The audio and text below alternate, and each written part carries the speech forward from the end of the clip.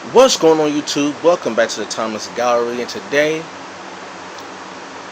I want to talk about what I thought I had in my head for a while, and I want to start off by a thought process. Okay? This is what I want you to do. You ain't got to close your eyes. If you want to, you can. But this is what I want you to do. I want you to think back to any and every situation that you have ever been in where you have gone further than before. Example, graduating from school, getting a promotion, getting a job, relationship, children, traveling, all that stuff, just from as far back as you can remember. And then I want you to think of those as many situations as you can. And then I want you to think about how many times can you say that you have never been helped or assisted in a situation, whether it be directly or indirectly, whether or not you know where the help is coming from, or whether or not the help was very off and you didn't notice that it was somebody helping you along the way. And I ask this question because I think myself about all the times I heard people say, I'm a self-made man, I'm a self-made woman, no one ever helped me, no one ever gave me anything, no one ever did anything for me. And I understand the sentiment. I understand what they mean when they say that. They mean that, well, what I believe people mean when they say that is, when I'm going through life, I couldn't see anybody in my face telling me, hey, I am going to help you. So what tends to happen is, usually if a person can't see it or detect it with their five senses, they are of the impression that no one is there helping them. Okay?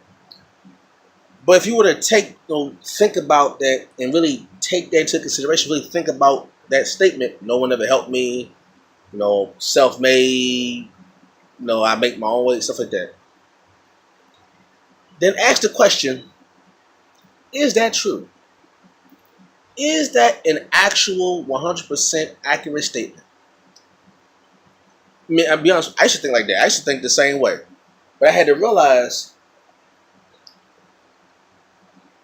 just because I can't see the person helping me does not mean that there's no one there. Here's an example. Let's say you go for a job interview, right? And the person that's giving you the interview, they're talking to you, you're talking to them, they're asking you questions, you two are dialoguing, you're going back and forth. Hey, why do you want to work for us? What are your experiences? What schools you go to? Where you from? Blah, blah, blah, blah, blah, right? Then the interview's over. The job interview's over. You two get up, you shake each other's hands, you say thank you very much. The person says thank you very much, we'll give you a call. You say thank you very much, and you go about your day. Now, let's say some time go by and you don't hear anything back, right? And time goes by to the point where you forget about the job. You actually forget about the interview you had because no one is checking on you. But then all of a sudden a call comes and says, hey, well, I heard about your interview and stuff like that. Would you like to start Monday? And then you realize, wait a minute. Someone had to approve me. Because just because the person give you the interview, they may not be the one that actually does the hiring. So you may not see the boss because someone has to approve you after the interview, all right? Or let's say all the teachers you had in your school, right? All the teachers, you go to school all these years, all the teachers you had, and you say, no one ever told me, let's say you're a rapper, you're a very good rapper, and you say, no one ever told me how to rap, no one ever gave me lessons on how to rap. However, what about that English teacher? What about that fifth grade English teacher that read you poetry from Maya Angelou? And then you wonder why when you rap, all of a sudden a Maya Angelou reference comes out. See, people think that if they have a skill or a talent, that there's only like one person. You need one person to be in your face and say, "Hey, I'm going to help you." That's not always the case. It could be the quote unquote little people that may push you along, and you may not see. Like you get to college, but you don't realize that your grandmama been saving money for you since you were a baby. You don't realize that by the time you get to 18, 19, your parents set money aside for you. You don't realize. Actually, here's a real good example. The movie Harry Potter, right? I'm about to go left, but follow me. The movie Harry Potter. Did anybody ever notice that despite the fact that Harry Potter had no mother and no father, he was never broke? Think about that. Throughout the entire Harry Potter series, both of Harry Potter's parents are dead. He has no grandparents. He has no aunts, no uncles, no cousins, no siblings, nothing. He literally, except his aunt, the mean lady, and her husband, and his cousin. He only had one godfather. He had one godfather and three relatives. Okay, so he literally had four people that he can consider his relatives: godfather, his aunt, his maternal aunt, his aunt's husband, and Harry Potter's cousin, the fat dude, right? Anybody knows that when he left that house, when he left the house of his aunt and his uncle and his cousins, he left them, right? You know, so he was never broke. Now, one time did he ever talk about I need money? Why is that? Well, there was a scene in the first Harry Potter where Harry Potter, Hagrid took Harry Potter to the bank, the bank scene. We took him down to the little cave and all that stuff, and he had a special key. He turned the key in there, right? He turned the key, opened the door, and on the table, it was nothing but an empty room with one table, and on the table was piles and piles and piles of gold coins, right? And Harry was surprised. Harry walks in the room and says, "Wow, this is all for me?" And Hagrid responds. Now Hagrid's response is what really brings it home. Hagrid's response was, "Sure it is. You didn't think that your mother and father would left you with nothing." Do you see that? Harry thought that the fact that his parents were gone, that they died, that he had nothing for it. His parents made sure that he was financially stable. So throughout the entire movie, Harry Potter did not for one moment say, "Man, I need money." Harry Potter had money from the time he was born. His parents set him up from the time he was born. Harry didn't know that. So Harry got a push. So see, it's always small things that you may overlook. See, everyone wants to see about the big opportunities. Everybody will say, okay, well, you know, I got a record deal on my own. No one helped me get to this point. I got this record deal. But what about all the people who in the clubs who said, yeah, you can come play?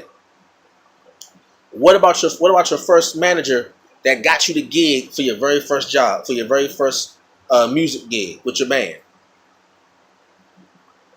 What about the agent that said, here's this up and coming show, and we got this new rapper that's that and I believe in him, I believe in her. Here, put them on TV, give them a shot. See, you can't do it by yourself. If you think about it, that you can't think of one thing that you didn't get help with, either directly or indirectly. When a baby walks, there are two influences. One, the baby's influenced by what they see. The first thing a baby sees while walking is they see adults walking. So that is help. That's the parents indirectly helping the child learn how to walk. Because the fact that the parents are walking and the baby sees them walking, the parents aren't saying, look at me, I'm walking, baby. No, the parents are just walking. The baby sees the parents walking and then wants to imitate what he or she sees. That means that indirectly, the parents help the child learn how to walk. Now, directly is when you take the baby by the hands and stand the baby up and say, come on, walk, walk, walk. That's direct help. But not all help is direct help, according to you. Because some help you may get, you may not know where it's coming from. You may not know that I need to get this house. I don't know how I'm going to get it. But all of a sudden, this person, you got a call say, yeah, come on there. You may not know that the person who called you and said, yes, you've been approved for the house. You may not know that their boss may have said, yeah, approved them for the house. You thought it was the person calling you saying, yes, you can get the house. You may have thought it was them helping you, and it was. But indirectly was the person's boss saying, yes, approved them for the house. And then the person calls and says, yes, you're approved for the house. See, there's direct help and indirect help. And there's more indirect help than there is direct help. People have a tendency to believe that if no one helps me directly, if no one says to my face, yes, come and play this gig. Yes, you can do comedy here. Yes, I know you can sell your paintings here. People think that if someone doesn't say that, then they're not getting help. But there's also indirect help, that help you don't see. Not all help has to be in your face. Help can be behind the scenes, telling the folks who are helping you directly, yes, do that. Yes, help them. What about all the tutors you had in school? What about you struggling in math and that tutor that you had, that you probably can't remember their name, helped you? You may overlook the tutor, but you remember the teacher. Sometimes it's the little people that help you along. Well, actually, most of the times it's the little people. It's the quote unquote little people that help you. That's what they call little people, because you don't pay attention to that which is little. You overlook that which is little. But it's those because all planet, like no matter how big Earth gets, it started from one small rock, and more rocks came towards it and got bigger and bigger and bigger. Snowball. All avalanches started from one snowfall. Think about that. All avalanches started from one snowflake, I should say. All avalanches started from one snowflake. That first snowflake that dropped, and then more snowflakes came, and more and more and more, and built up. Okay. Now you got an avalanche. All avalanches started from one snowflake. Okay? So you can't do it by yourself. So I think what is best to do is remember all of those, or as much as you can, the people that helped you directly and indirectly. It could have been your father setting up a trust fund that you didn't even know about until you turned 25, or that will that your parents had that you didn't know about, but when they died and you realized that, oh wow, they had all this set aside for me in the moment that they passed. I didn't even know about this. So you can't do it by yourself. Everyone needs help. Anybody who tells you that no one ever helped them, or anybody that tells you that I'm a self-made man or a self-made woman, anybody that tells you that and actually believes that will have a hard time in life. Because if you think about when someone says no one is self-made anything. You can't be a self-made man when you had parents. You can't be a self-made woman when you had parents. Somebody made you. Somebody helped you every single step of the way, whether you knew it or not. Your grandma raised you when your parents didn't. When you with your mom and your daddy, you don't realize that your mom and daddy set money aside for you every time they got paid. They may have gone without shoes. They may have gone without eating. They may have gone without, the quote unquote finer things in life. But you never went hungry.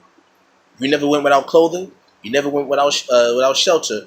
And on top of that, they made sure that you were straight financially. You may not know that until maybe 20 years in the future, but from the time you were born, they knew they may have to suffer in order to have you straight for life. So what they did, they sacrificed to make sure you were good for the rest of your life. You may not know that until the moment comes where they're no longer around, or they try to tell you, like, look, we made this will for you. Or when the will is read and say, I bequeath to my son or daughter,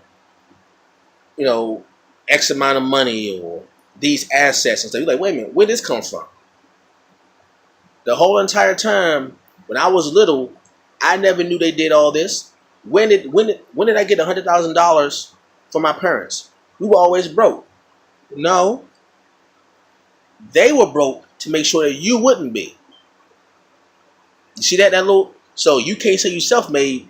There's always somebody that you don't know helping along. There's always somebody that you may not know pushing you along to do better.